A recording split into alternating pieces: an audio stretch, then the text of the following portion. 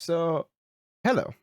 This is Jack's crash course on how to create substance painter files for your VRCHAT avatar. Not every creator adds a substance painter file, so this is just a quick video to teach you how to do that. There is two methods. There's the simple method and there's a more advanced method. The simple method only requires you to have Unity and Substance Painter. The more advanced method requires also Blender with it. So let's get started.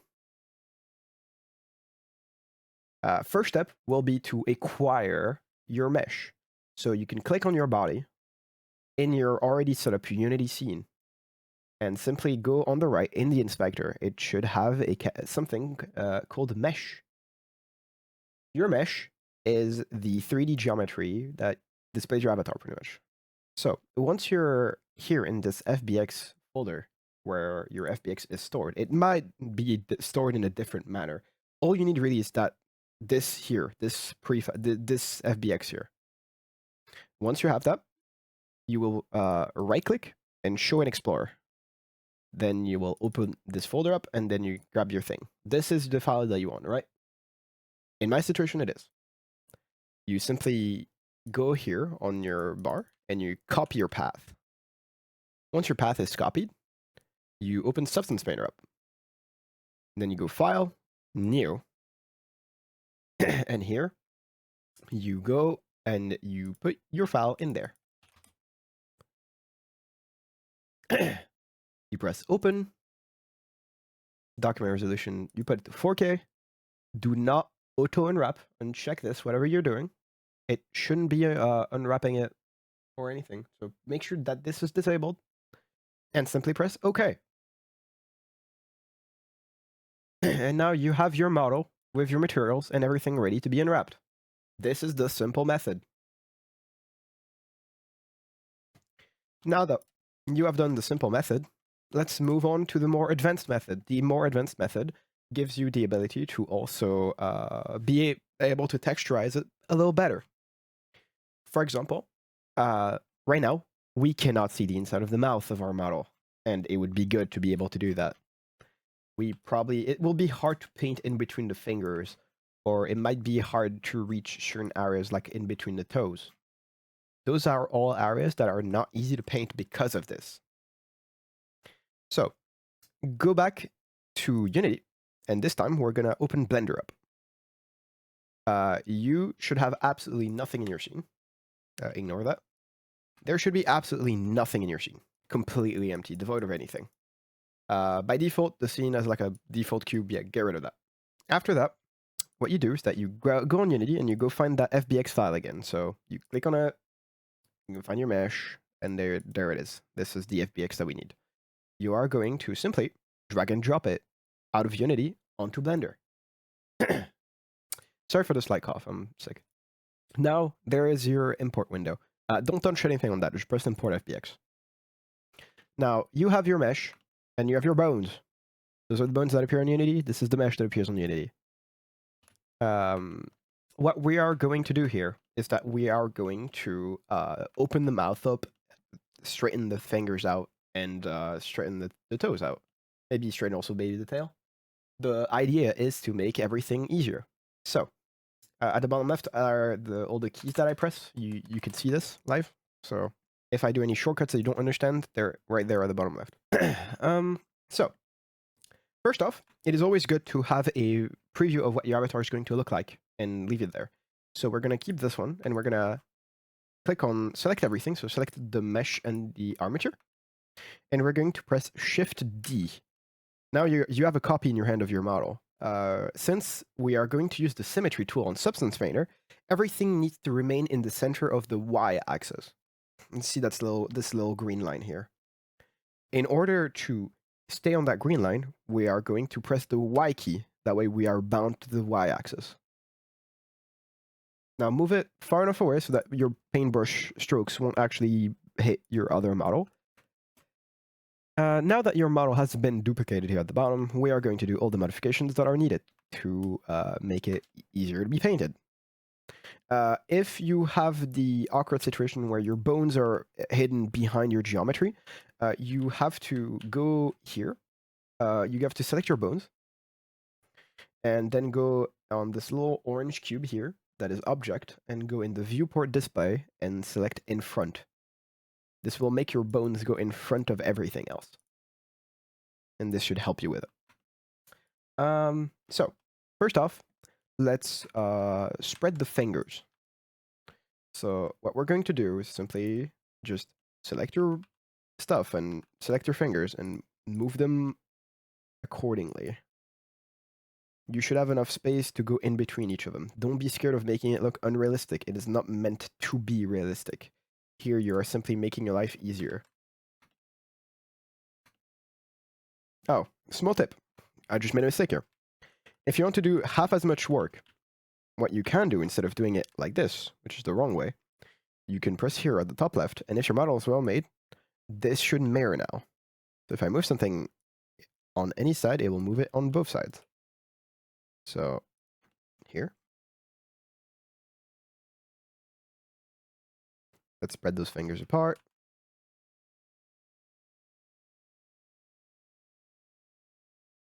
There you go.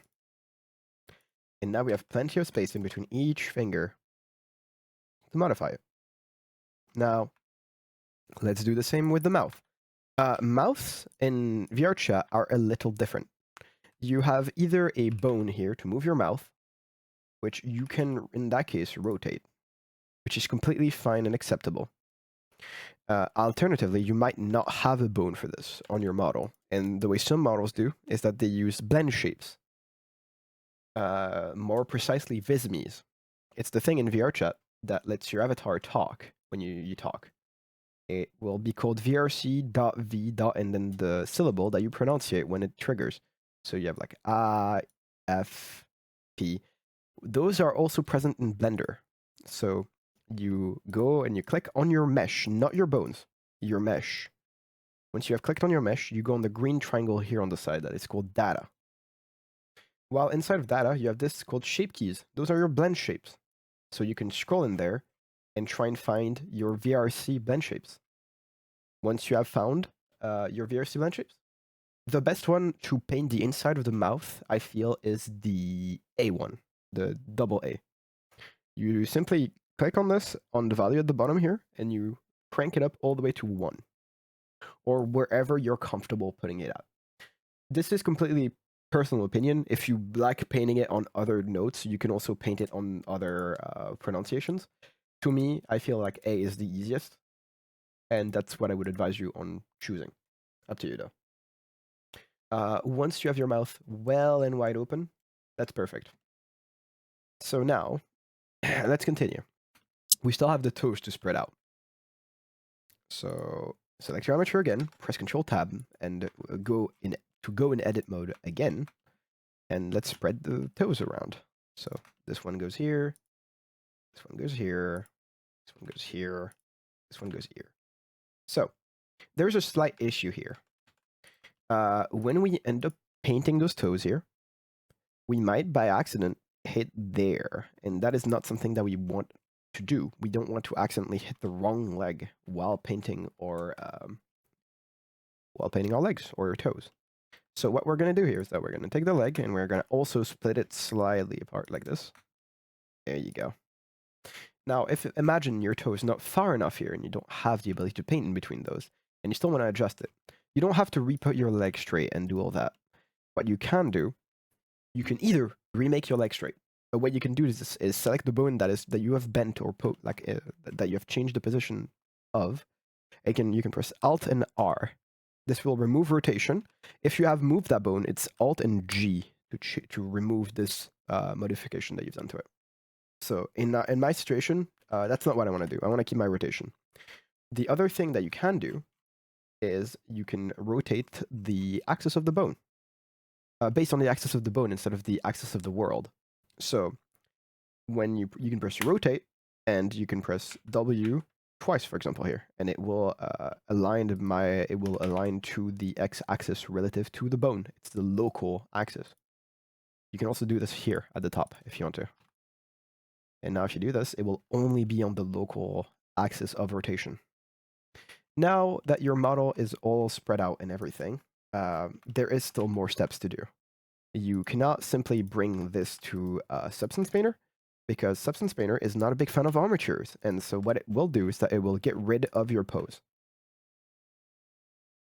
So something you can do here in this situation, actually unparent everything.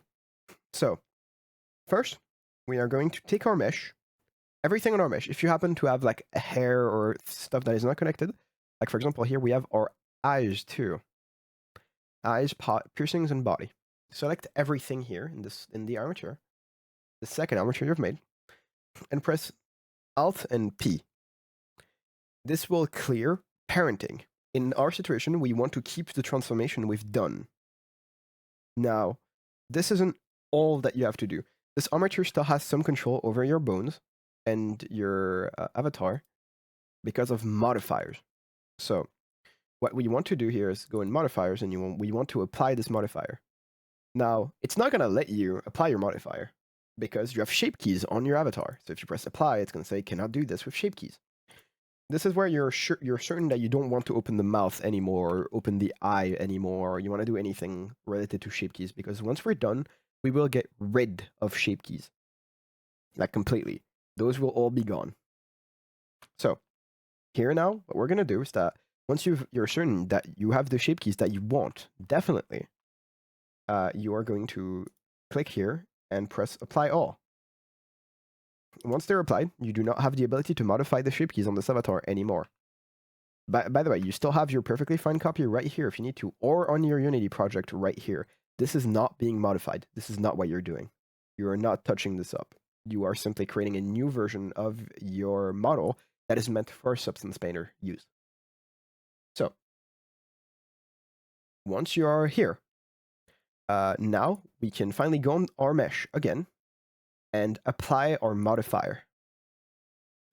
Once this is applied, now you'll notice that the bones actually have no more hold. I can't do anything left on the armature, and so they're pretty much pointless now. We can press X and then delete them. And as you can see, nothing has happened. Everything is here, etc. So now we can't modify this anymore. There's no more bones to bend or anything. This is for final, and this is ready to paint. You are going to simply press File, Export, FBX, and then you're going to select the folder where you want to export it at. Then you are going to give it a name. Name it something you can remember in a place where you can find it again. In this case, I'm going to call it tutorial. Once tutorial is written in your bar, don't press export yet. You are going to now, in your settings of export, you are going to use, in apply scaling, you're going to put it as FBX all. Once this is done, you have nothing else to do. You can press export FBX. Now that your FBX has been exported, we are going to open Substance Painter. In our situation, we've already done the easy tutorial, so let's just simply go in new. And now, in your select, you are going to go find your file again. And here I have tutorial. Simply open it. And we're going to use the same settings as before. You put it as 4K. You make sure that auto unwrap is not selected, and you press OK. Let's get rid of that old one. And there we go. We have a brand new Substance Painter file with all of our layers and everything. You now should be able to paint freely, and when you do a change on one, it will do a change on the other at the same time. And so as you can see here, look, see, the change is being done on both. And so if you end up doing a change on one, it will do it on the other. And there you go. This is the end of this tutorial. I hope this helped you create your own Substance Painter files if you so happen to need them.